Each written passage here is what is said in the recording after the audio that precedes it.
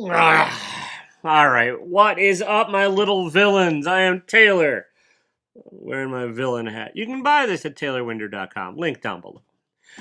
It's July 7th, 2022, so what, 7/7/22?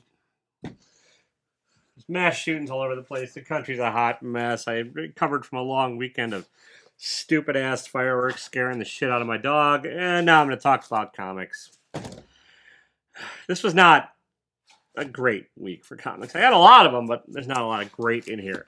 Full disclosure, also, my LCS had a couple that showed up late, and I forgot to grab one.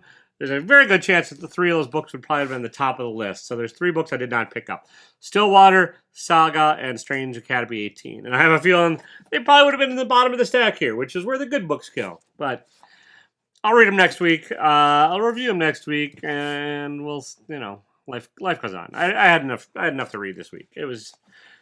I thought it'd be a light week. It wasn't. It should have been. A lot of these are not worth picking up, really. And I'm dropping some books because, I don't know, wallet, and I don't know, I'm tired. I'm just tired, people. So here we go. Worst to best. There are no goddamn rules. This is what the hell is this called? Black Adam, the Justice Society Files, Hawkman. What an awkward goddamn title. This is a useless book. I mean, it's ostensibly telling a Hawkman story and a little bit of a precursor to the Black Adam movie. There's even the weak dumbass drawing of the arching eyebrows that The Rock does.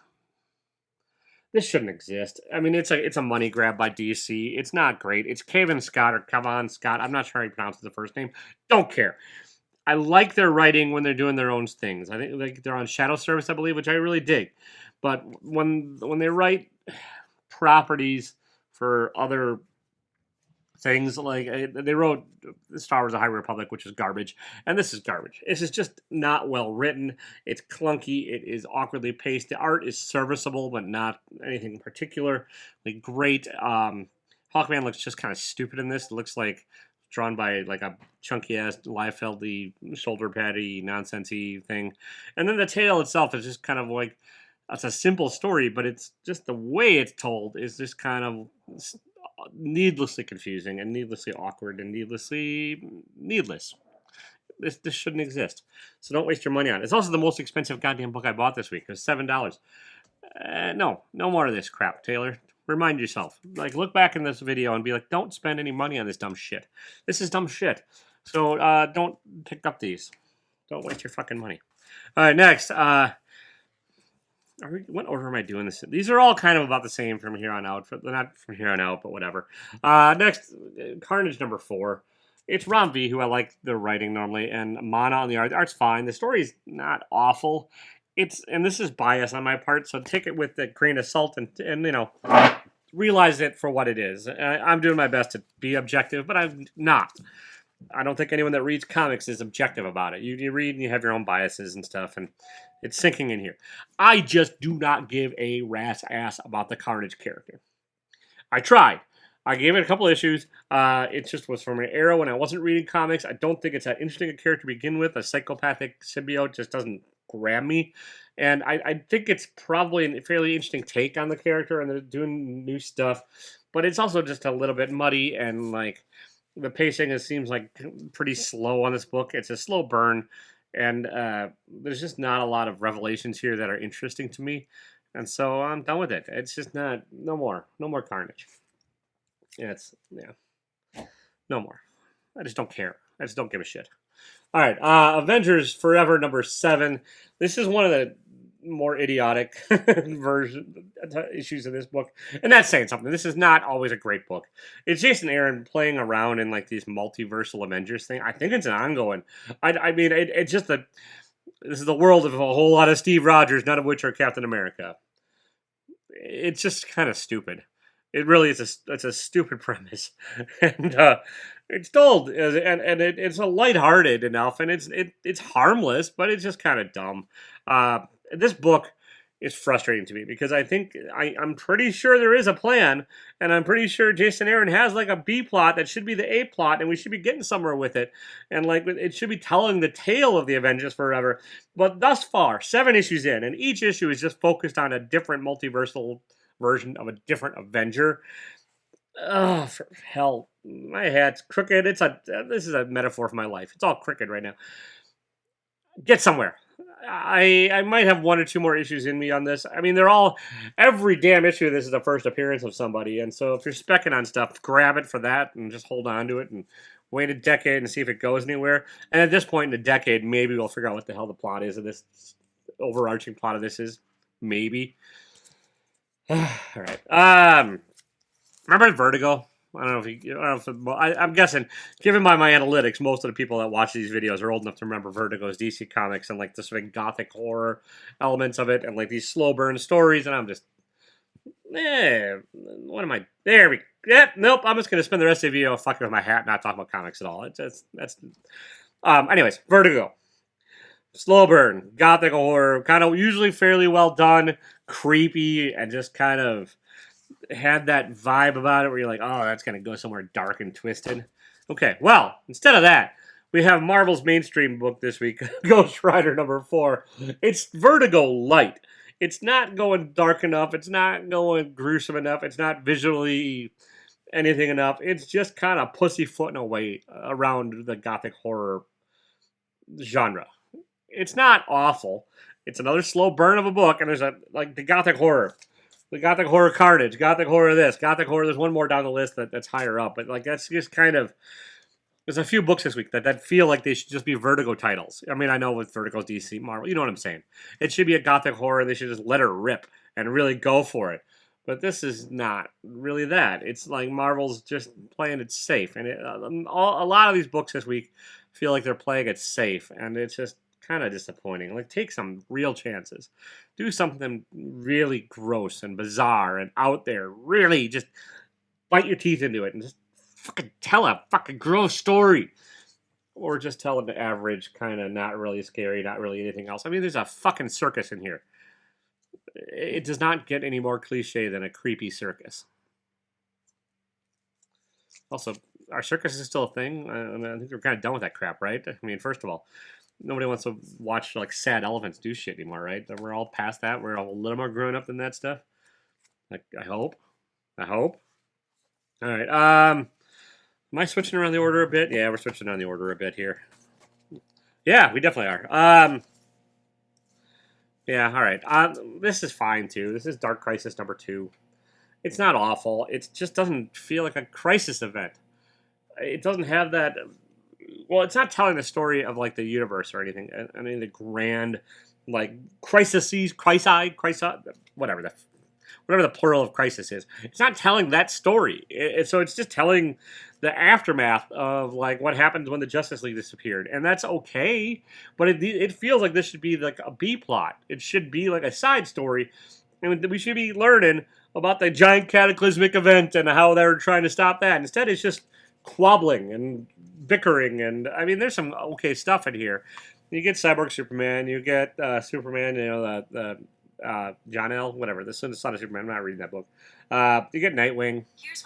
You get Deathstroke, and like you get the weird dumbass like villain logic in here too, where they start explaining why they're not killing people, and it doesn't make any real sense to a plot. It's like to anything that adds up. But it's like you can't kill these people because you already killed a lot of other people, so we got to have some reason why they're not killing everybody. That's this issue. It's all right. It's just if you're gonna tell a grand event book, just make it a grand fucking event book and not this crap. So next, yeah, I'm switching around again too. The Closet #2, James Tynion and Fullerton. This is all right too. It's the thing is with this book. I realized that when I was reading this issue, you could read issue #2 and you do not need the previous issue at all. At all. You learn everything you kind of need to know about the father figure character in here, who's turns out is pretty much probably the main character. You learn that he's kind of a losery jackass and all that stuff. You learn all that in here. Issue #1 was just more fluffy stuff that's not necessary. And then something happens in here. Like, it's okay, but like this, it's time and pacing. He's stretching shit out needlessly. Like he's great at telling long form stuff, but he's not so good at compacting things into like a tight story. And this it feels like it should be a tight story, especially like there's only one issue left, I think. And I don't know how the hell it's going to resolve in one issue. I don't know if Tynan's capable of that without stretching this out into an ongoing goddamn series. So we'll see. It's this issue for what it is pretty good. I'll give it credit for that. I'm just mad at it because like it doesn't exist in a vacuum. There is a previous issue before this that really is goddamn useless, and so this on its own, not bad. The art's okay. Art kind of like Chris Samney light, not fantastic, not awful, but not bad. And the story itself, I mean, it has maybe a cool idea behind it, but it's mostly just about a dysfunctional jackass of a father, and then there's some horror elements in here as well, but it's not. Tynan's good at the characters and stuff, and the characterizations in here are good, and the dialogue here rings mostly true, but it's just not. I don't know. It's not doing it for me like I think it is for a lot of other people. It's okay. All right. Next we have. I'm gonna keep switching things around, people. I'm just trying to figure out these orders. I kind of wing this shit and I go from there. So yeah, we're moving that one up. The more I think about it, we're moving that one up. We've got Jane Foster and the Mighty Thor #2. I really enjoyed issue #1. I thought it was a great start to like a dense kind of story that Marvel hasn't really tried to tell in a while. It seems like, and it had hints of like the Jason Aaron Thor run, which I think is really strong, and it had like just bits and pieces of that I thought really worked pretty well for a first issue. A lot of setup, and this is still setup. It's not bad. It's a mystery, and there's several plots going on simultaneously. There's several threads. It's enjoyable. It just feels like a step down from the first issue. I dig this cover. I mean, this is a variant cover. Who did this cover? Hurley. I like the cover. Painted cover. You know, homaging Sal Buscema. Yeah, John Buscema, sorry, John Buscema, and yeah, it's fine. It's okay. It's still fairly dense and it's still interesting. The art on the interior is pretty solid. It's a decent book. It's one of Marvel's better ones out right now, which is not really saying much because Marvel's not putting out a lot of great shit. So it's okay. It's not gonna woo you. And it is, I think, a bit of a letdown from the first issue. Interesting enough, I'm gonna keep up with it. I'm gonna see where it goes. I want to know what's going on. I want to know who, like, Thor is missing. You learn a little bit more about that. You learn that the worlds are in crisis. The Enchantress is up to something. There's a few things going on in here. There's enough nuggets that make it interesting. It's just I think a little bit more could have happened in here, and it could have been maybe a little bit more dynamic, and then it would have probably been higher up the list. So, all right, Astronaut Down #2. This is. Yeah, it's probably about right where it belongs here. It's an Aftershock book. An Aftershock book. Yeah. Aftershock puts out some of these strange-ass sci-fi books, and that's a strange-ass sci-fi book by James Patrick with art by Rubin. Art's not bad, it's serviceable. There's like the world is ending from these weird invasions or incursions or something. You don't really know what they're called or what's going on. And so these companies sending out astronauts, but they're not traditional astronauts. They're trying to go to different dimensions and figure out a cure for whatever the hell's going on, and it's going horribly wrong. That's kind of what happens in this issue. It's still going horribly wrong. It's just an interesting enough notion that it's kind of in the middle of the pack for me. I think a little bit more needs to start happening. Again, I gotta stop saying again every time I say a word. I said that last week. I'm still doing it. I'm working on it, people. I'm working on it. Interesting concept. More needs to happen. I will see what happens in the next issue. It might be better as a trade weight. I have a feeling it probably will be. I don't know if they're going to stick the landing. It feels a little lost in the weeds as far as the plot goes. It's okay. Again, it's fine. Like I said again. It's not bad. It's an interesting. If you're in the mood for like weird, trippy, interesting ass sci-fi that's like different than traditional space exploration, the futuristic sci-fi, this might be your jam. All right, next we have the last issue for now. There's going to be a sequel coming later of Heavy Metal Drummer. This is #6.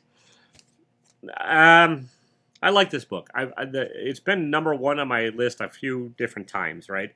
And I listened to a review by Rockin' Robbie Billups or whatever, pop culture philosopher, and I think he's kind of right about this. It's a solid book. It's got great underground art. It's just kind of, from issue #1, not a whole lot new has happened. There's been a lot of the kick-ass, badass fights and stuff And a lot of that, it's stretched out a bit. You really didn't learn a lot after issue number 1, and you still don't really learn a whole lot. It ends on a bit of a cliffhanger, and the volume ends. There's some really cool, if you're into like the underground art scene and psychedelic coloring and stuff, you'll probably dig this. Get it collected is my advice on this. It's a smaller than normal format. It's $4 each. If you want to support kind of like alternative art stuff, you could do much worse than this. And I'm not saying this is a bad book by any means. I just thought that it would reach higher heights than it did after issue number 1, and it never really quite got there. It's fun. It's gross. It's got weird ideas. It's got some cool visuals. It's trippy. It's just the trippy notes. It's been kind of one-note trippy since issue 1. So that's why it is there. And this next book, I was going to look up and see if it's an ongoing or not. I thought this was the last issue. This is not the last issue, so I am mistaken. Probably my favorite cover of the week. I love the Minerals cover over this. This is Little Monsters number 5. This is Jeff Lemire and Dustin Nguyen. Vampires at the end of the world.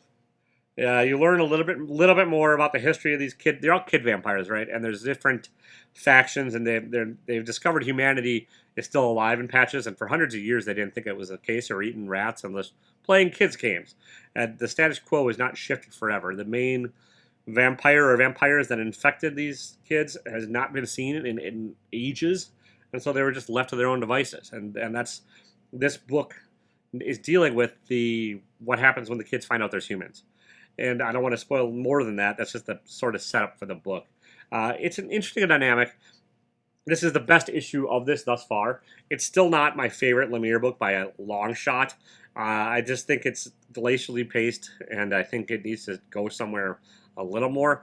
But at least the plot moves forward in this issue, and you learn some stuff, and it's gorgeous. Like, Nguyen's art's great. I think that black and white is awesome. He's got a little bit of, like, I think digital halftone in here. That's fantastic. And again, probably my favorite cover of the week. Sorry, I said again. And it's solid. If it wraps up well, this could move up higher as a whole collected volume. But I'm trying to do these reviews where I'm talking about each issue of the week that come out. Not necessarily always fair.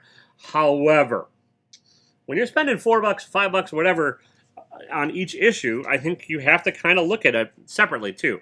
And I don't think that of Lemire's titles, this one has always like hit the mark from issue to issue. It's been a pretty boring, slow burn up until now. This does happen. There's exciting stuff that happens here. It ends on a bit of a cliffhanger. I'm excited to see where it goes, and I'm hoping it rises further. And I hope it really sticks to landing. I think it's limited. If anyone knows, leave me a comment down below. I mean, I could research it too, but yeah, I'm using the audience, people. I'm using my resources. But yeah, let me know what do you think of this one if you've been reading it. It's an interesting one for me.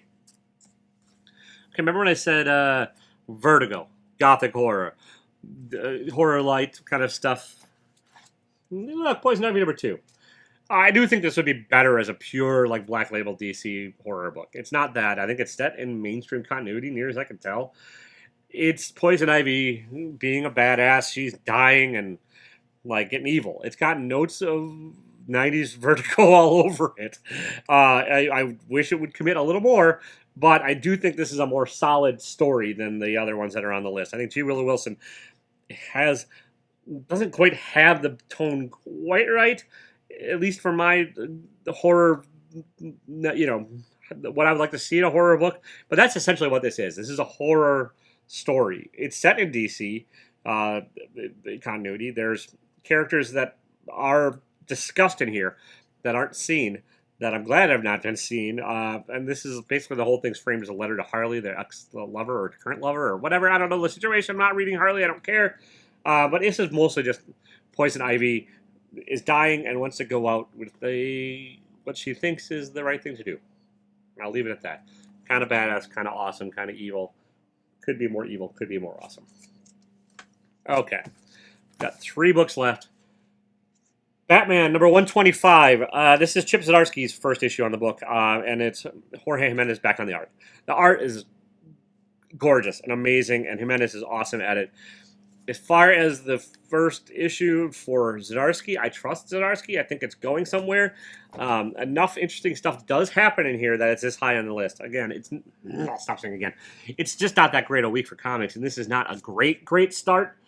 It's not horrible by any means. It's solid, and an interesting thing happens in here that could change things from here on out. If what happened. I mean, you never know with Zdarsky. He might pull the rug out and he might switch it all up. There's a first character introduced in here as a cameo, probably. So if you want to grab that for spec purposes, it's okay. It's not what I was hoping for. What I was hoping for is like a grand first issue that just really kind of took over and like changed things up from the previous like Tynan and Josh Williamson stuff, which is just kind of in blah. And this is better than blah. It's got enough to it that there's enough meat in this issue that I think it'll go somewhere cool. And I trust Chip, and I'll give him a couple more issues. It's just not the holy crap. That's awesome. It's holy crap. That's all right. So Batman 125. It does shake up some of the villain status quo. So pick it up for that too. Next. Twig number 3. This is a variant cover. I think it's a Scotty Young variant. I'm not sure. People, when this first came out, compared it to Bone and Kanto. Kanto's probably more an apt comparison than Bone. Bone is a masterwork as far as pacing and like the balancing of tones with adult and kid and just this the hero's journey. This is not that. This is good. It's gorgeous. Like, Kyle Strom's art is fantastic in here. It's bright, it's vibrant, it's everything you want and that kind of stuff. And it's a solid enough, probably all ages story.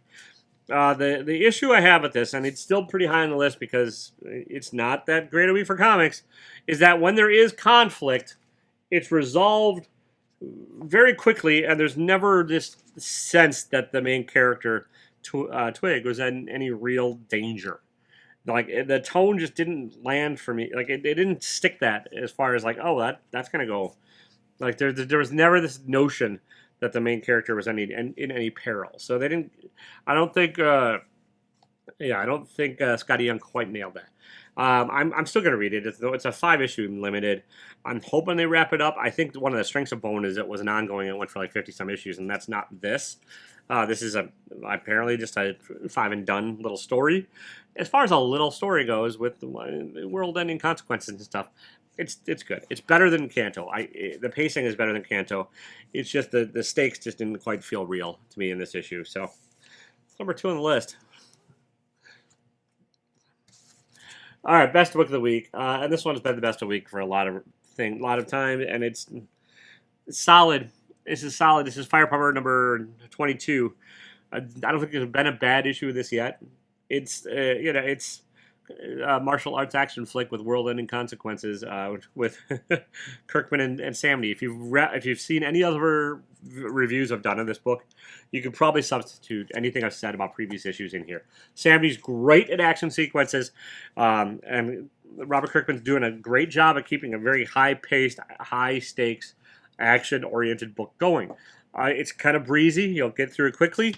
If you're looking for that kind of adventure and nothing out there else is like satisfying you, give Firepower a try. I mean, I know some people think Chris's art is fairly simple, but it's gorgeous. And when he does do these 2-page spreads, man, I love it. He doesn't use this excessive line work that a lot of other artists feel the need to do. And it's fairly heavy ink hand, which I dig. It's not Magnolia level inky or stuff, but it's a chunky line. The strengths, storytelling wise, I think Samney's at the top of his game. I think he's hard to beat as far as like telling a visual tale. You always know what's going on in the panels. You're never really confused. The action sequences are choreographed very well. Even when he does break and do non-traditional panels, you still know what's going on, and they're effective. They're dynamic. They're not crazy just for the sake of being crazy. And then when he tells these goes a little bit more traditional, I'm down for it too, because he's got this mastery of pacing and directing the scene through the through the lens, directing the viewer's eyes around. That's probably a better way to put it. And Kirkman is sometimes known for being super verbose and stuff. That's not really the case here. It's not there's dialogue, and there's quippiness, and there's all that kind of stuff. But it's just a well-paced, fun comic. And and the stakes feel a little more real here than Twig. I've been enjoying Firepower from the get-go. I think for being a Kirkman book, I think it's still kind of slept on. But yeah, give Firepower a try. The best book I read this week. Once more, I forgot, like I said, once more instead of again. I'm growing as a person, people. I forgot, my comic shop was late with Saga and Stillwater, and I forgot to grab Strange Academy. So those I'll talk about next week. And we'll run through these briefly one more time. Firepower, pretty awesome. Twig, got some issues, but really pretty decent. Batman, I was hoping for a little bit more, but stop, like a 8.0 start. Poison Ivy, should be a Vertigo book. Should be a little more creepy, a little more badass, but not bad. Little Vampires, Little Monsters. Best book of the series. Was hoping for a little more. Heavy Metal Drummer, fun, evil, steady throughout. Astronaut Down, very interesting idea. Needs to get somewhere. Thor, very interesting idea. Needs to get somewhere. Closet, very interesting idea. Needs to get somewhere. Dark Crisis, just not a crisis book. Ghost Rider, gothic horror light.